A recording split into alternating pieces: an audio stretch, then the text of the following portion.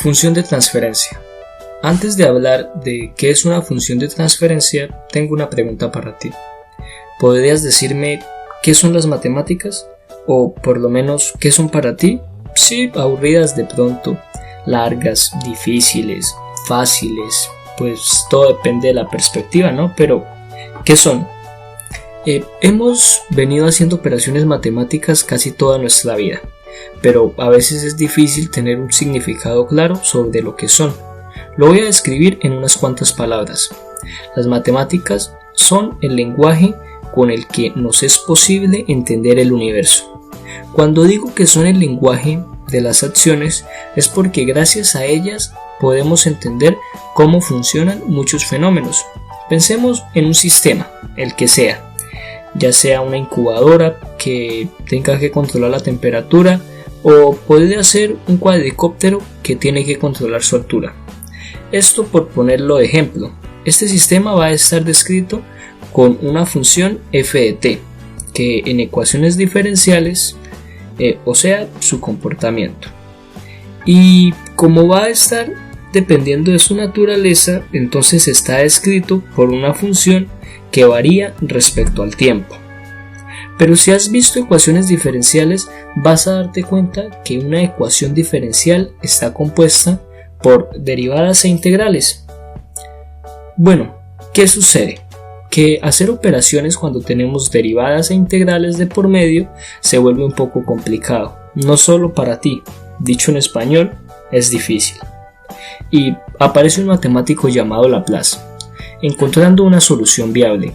Cuando a la función con respecto al tiempo le aplicamos algo llamado transformada de Laplace en honor a su nombre, que es integrar de 0 a infinito una constante Euler a la menos st por la función respecto al tiempo por d de t.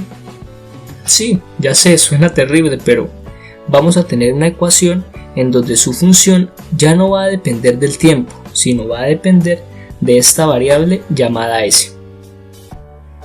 Aunque suene un poco complicado, esto es usado para facilitar los procesos matemáticos y poder solucionar las ecuaciones diferenciales como si simplemente fueran ecuaciones algebraicas. No dejes que esto te asuste, es algo realmente sencillo. Solo debes buscar en internet o en cualquier libro tablas de transformada de Laplace. Va a ser algo inmediato. Teniendo ya un poco más de idea del alcance de las matemáticas, hablemos sobre la función de transferencia. Tenemos una entrada, que en el momento de pasar por el sistema, no lo olvides, controlador, actuador, planta, ya sea de sistema de lazo abierto o posea sensores y sea retroalimentado, un sistema de lazo cerrado, bueno, lo que sea, le vas a pedir que cumpla con su obligación y dé una salida. Matemáticamente se vería algo como esto. Entrada por la ecuación del sistema va a ser igual a la salida. ¿Sí? Despejando la ecuación del sistema, tendríamos que ecuación del sistema va a ser igual a salida sobre entrada. Entonces, la función de transferencia va a ser igual a la ecuación característica del sistema, y esto se suele escribir como GDS o HDS, aunque esos son solo nombres. Por lo menos, a la entrada la solemos llamar XDS y a la salida YDS. Sucede algo, cuando tenemos la función de transferencia en el dominio de Laplace, en la belleza que hay dentro de las matemáticas, ya te vas a dar cuenta porque solo darle tiempo al tiempo. Esta función va a ser descrita por dos polinomios, un polinomio de orden m en el numerador y un polinomio de orden n en el denominador.